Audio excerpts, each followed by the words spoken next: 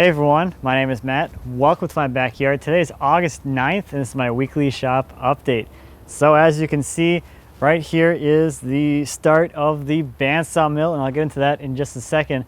I just want to address real quickly the channel and the content here, specifically why there hasn't been any other videos besides the shop updates for the last few weeks. Well, it's because it's summertime. So there's two things that go along with that. During the summer, the viewership rates are a lot lower, so it's not really the best for me to invest a lot of time editing one of my normal videos, which usually takes me like a solid 2 days to edit. And it also goes back to the fact that it's nice out, it's summertime. I really don't want to be sitting in front of my computer for 2 days straight.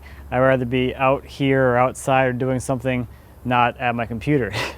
So just because I've been doing that doesn't mean that the content's not coming. I've been basically creating content that will be available for me to edit and release throughout the fall. And that's why I haven't done the trim install video yet and making the trim video and the cutting boards video either, because those will get more views when people are not outside enjoying the beautiful weather. So that's just a little bit of information about that. So this is the frame of the saw, or the track of the saw, which will support the logs. I just laid it out roughly just to see the overall scale of it, and let me show you a little bit of a look at how it's going to come together. So the main construction of the track is all of this 2x6 rectangular tube steel with a 1/4 inch wall thickness, and that's going to create the actual grid on the ground that will support the rest of the pieces on top of it. The angle iron here is 3/8 by 2 square, and it will support the carriage that will ride on it. I've chosen to orient the angle this way and use V wheels like this so that the wheels themselves aren't really affected by any sawdust that might fall on the track. If these were flat groove wheels, if sawdust got onto the top of the track, that would get underneath here and mess up the cut a little bit. The way these are supposed to be used is like this on the track here, but with that, I don't think this is that steep of an angle for sawdust to shed off really easily. You would have to have sweepers or something like that as part of that you're relying on. This way, the wheels are always resting on the outside of the steel, and it should be impervious to sawdust buildup. The cross pieces on here are again more of this 2x6 steel, and then they get capped with this 2x2 stainless steel square tube. And that's where the logs will rest, and that should wear really nicely. So this week I'll be shooting the introduction video to the bandsaw mill build. Did I say that right? I think I did. And that's going to be just about what to expect from the build, what the overall initial plan is, stuff like that. And then I'll get started on the track, and that video will be released as soon as the track is built. So I have a bunch of things to go on this week, nothing super big. So I think this week we're gonna do a little bit of a walk around kind of thing. So here in the shop, you can see where I'm at with the farmhouse table. I am still doing epoxy work to get these pieces all ready for finish, and I am just about there. This is the last little bit of epoxy work, and then I can actually glue these all together and peg them and get them good to go. But one thing I wanted to show you this week is this. This is an apple press I've been working on. I built this back in, I think, April. This is just a prototype of a press. I'll be making another one of these, as well as doing a video about all the accessories that go with it this fall, and also a video on pressing apples, which should be a lot of fun. I've never done that before. But one thing I wanted to show you on this is these posts were provided by the guy that I'm doing this project with, or I'm doing it for, or whatever you want to call it. And he got these pieces of white oak from a sawmill here locally, who said that they were dry and ready to go. Well, they were cut 3 months before the guy got them to me, and then they were kiln dried the whole time. So these used to be 5x5s, now they're 4x4s. They were 4x4s, as we'll see. And they were soaking wet because you can't dry wood that quickly. Just the outside ½ inch was dry, and the center was just soaking wet. So by the time I planed away enough material to get it down to 4x4, it was all soaking wet wood. So I wanted to show you what happens and why you don't work with green wood and expect it to stay the same, because it won't. These used to be perfectly square. So let's take a look. You can see how the wood will cup away from the center of the tree here. There's this hump here. Check this out. So you can see how much this one cupped as it was drying. Now, one thing also is really evident here is how much they shrunk.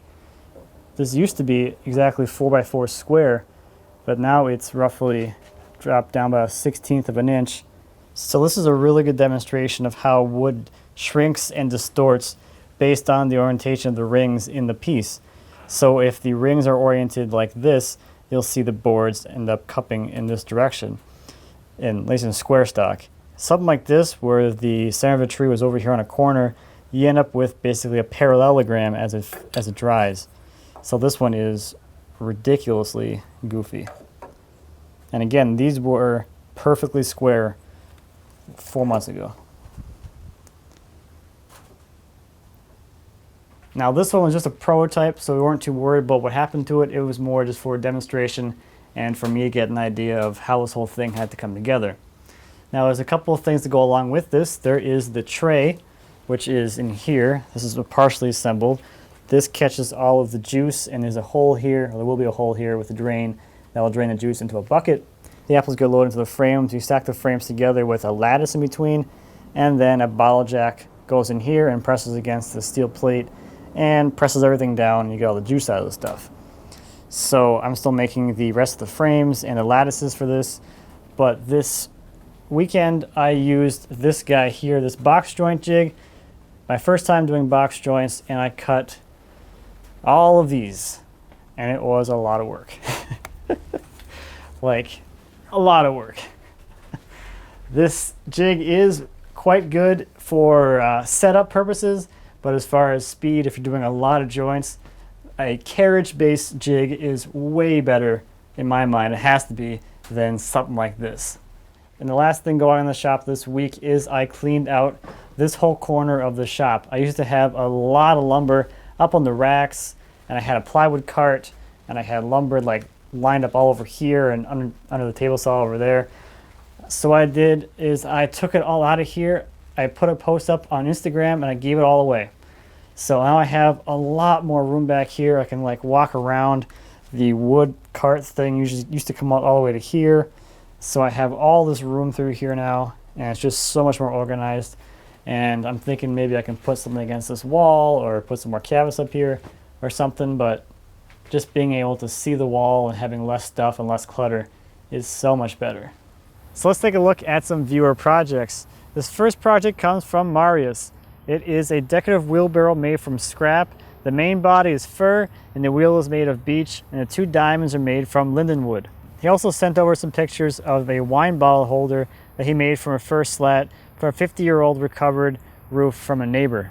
Next is a green and green TV stand by Jason. Everything on this entire piece was hand planed, and he said that was a great learning experience. All the joinery is hand cut with the exception of the Morrison tenons for the door. The door pulls were made with a cove bit at the router and then shaped with a block plane. He says he's been woodworking for 2 years and feels he's reached a new benchmark with this piece. Next is a mallet with colored inlays by Barry. It's made from maple and oak with beech dowels, and this was his first time making a mallet. Barry has a video on his YouTube channel about making this mallet that you can check out. I'll have a link to that as well. Next is a cedar table by Ryan. Ryan's a 16-year-old woodworker, and his parents let him set up shop in a tiny wood shop on one half of the garage. That's awesome. This table is made from cedar that he got from a neighbor and milled up into boards. The cedar is book matched and there is a piece of poplar between them. And one of the boards has a live edge. And this was his second furniture project. Lastly this week are a set of desk doors by Justin. He said this is his first real woodworking project. They were made to fit an existing store-bought piece of furniture, which is an armoire style computer desk. He made the doors out of cherry that was cut down from his in-laws backyard. He used his table saw and hand planes to take these stock from rough sawn to finished dimension. And he says that he learned a lot about managing grain direction and tear out in this project. As I told Justin in his email, I think he needs to make a matching desk for the doors because they're awesome. So that's about all I have for this week. Thank you as always for watching. I greatly appreciate it. If you have any questions or comments about anything I talked about today or anything back in my shop, in my backyard or wherever, please feel free to leave me a comment. As always, I'd be happy to answer any questions you might have. And until next time, happy woodworking.